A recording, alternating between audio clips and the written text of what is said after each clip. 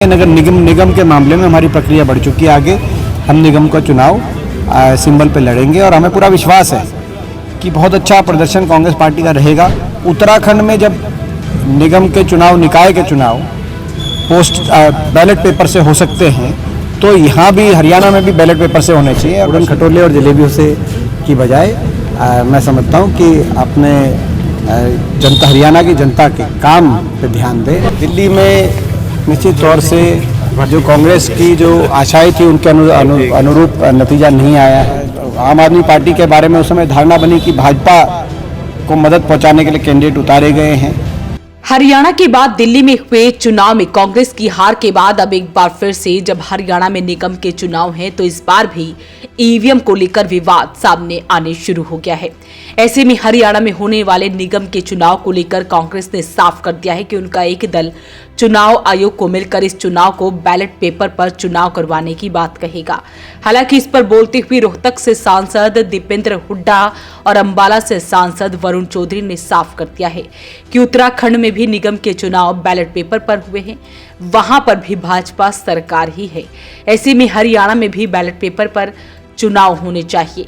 उसके साथ ही दोनों सांसदों ने यह भी कहा कि इस बार कांग्रेस निगम के चुनाव अपने सिंबल पर लड़ेगी और उन्हें उम्मीद है कि इस बार प्रदर्शन बेहतर रहेगा, क्योंकि पहले जो निगम के चुनाव में लोगों की समस्या आई थी, अब उन समस्या को निजात दिलाने के लिए लोगों के पास बेहतर उपाय है।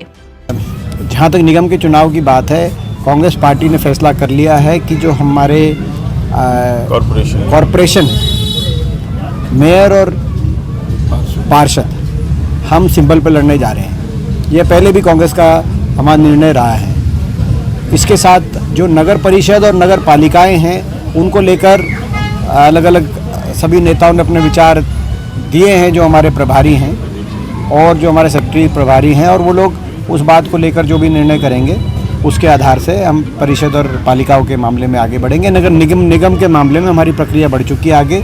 हम निगम का चुनाव सिंबल पे लड़ेंगे और हमें पूरा विश्वास है कि बहुत अच्छा प्रदर्शन कांग्रेस पार्टी का रहेगा।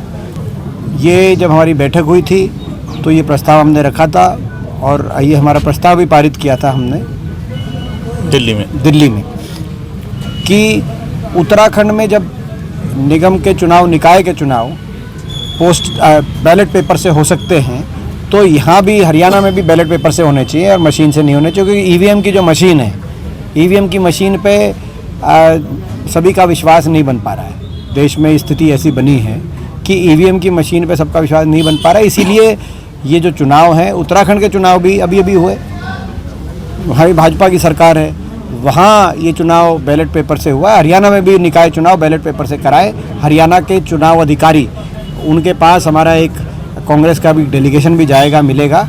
और दूसरी जो बात हमारी आई है, जो हमने प्रस्ताव जिसका पारित किया, कि निगमों में जो एससी रिजर्व सीट्स थी, उनकी संख्या को घटाया गया है। भाजपा पूरी तरीके से ऐसी समाज विरोधी मानसिकता भारतीय जनता पार्टी की है, ये सब जानते हैं।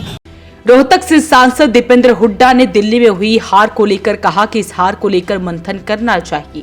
हालांकि कांग्रेस का इस बार दिल्ली में वोट प्रतिशत जरूर बढ़ा है, लेकिन जो घटक दलों के मन में गलतफहमी थी उस पर भी मंथन करना चाहिए। अगर यही मंथन पहले होता तो शायद दिल्ली में ऐसे हालात न होते।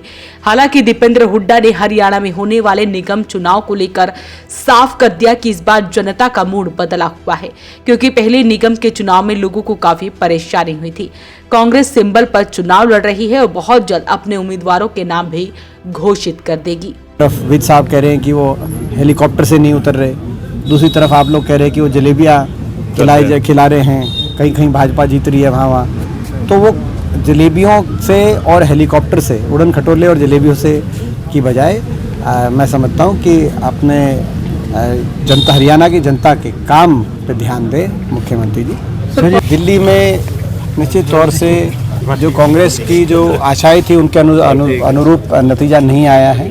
हमारा मत प्रतिशत थोड़ा बड़ा अवश्य है, लेकिन नहीं आया है। और ये इंडिया गठबंधन के लिए भी जो घटक दल हैं, जैसे आम आदमी पार्टी, उनके लिए भी आत्मचिंतन का विषय होना चाहिए। क्योंकि हरियाणा विधानसभा चुनाव में आम आदमी पार्टी और कांग्रेस पार्टी की बातचीत चल रही थी और जितने उनकी आशाएं थी उनके अनुरूप कांग्रेस पार्टी का प्रस्ताव भी था उनके पास, लेकिन फिर भी उन्होंने सारी सीटों पे अपने कैंडिडेट उस समय डिक्लेयर कर दिए। और जब डिक्लेयर कैंडिडेट कर दिए तो ये बात आई कि जो है, और आपने देखा हरियाणा का चुनाव नतीजा सबसे नज़दीकी चुनाव का नतीजा था, मात्र 0.4% वोटों का अंतर रहा।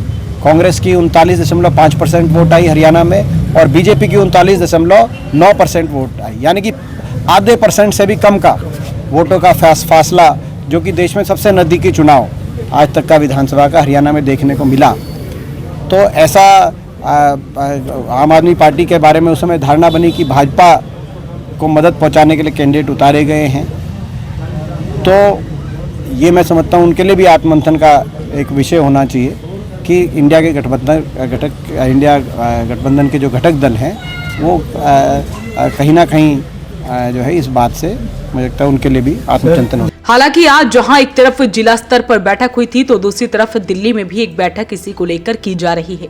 ऐसे में दीपेंद्र हुड्डा ने हरियाणा को लेकर मुख्यमंत्री पर तंज कसा है। उन्होंने कहा कि हरियाणा के मुख्यमंत्री नायब सिंह सैनी को उन्हीं की सरकार के मंत्री अनिल विज उनके हेलीकॉप्टर पर घूमने पर टिप्पणी कर रहे हैं। तो वहीं दिल्ली के चुनाव के बाद जो मुख्यमंत्री जलेबी चख चुके हैं और उन्हें चीजों से दूर हटकर हरियाणा के विकास कार्यों की तरफ ध्यान देना चाहिए। दिल्ली भी एक बैठक अभी हुई थी और आज भी यमुनानगर जिले की बैठक जो है वो रखी हुई थी। जैसे मुझे बताया गया था इंटेक ऑफिस में शायद अभी को पूरी हुई है, तो पूरी तैयारी है जी और मजबूती से चुनाव लड़ा जाएगा। तो 11 तक का है और जो एप्लीकेंट्स हैं उन्होंने तो अपने नाम दे भी दिए हैं। जो कमेटी बनी है उसके सामने नाम दिए जा चुके हैं। सर, क्या कोई ऐसी डिमांड रखी जा रही कि बैलेट पेपर पर चुनाव? जी हाँ, बिल्कुल।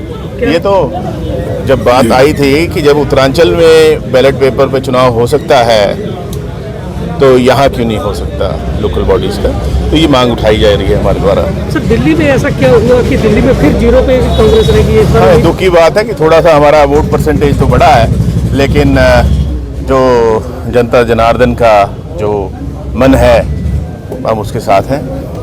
अपील रहेगी इस वीडियो को आप शेयर जरूर करें। वॉइस ऑफ पानीपत के लिए ब्यूरो रिपोर्ट।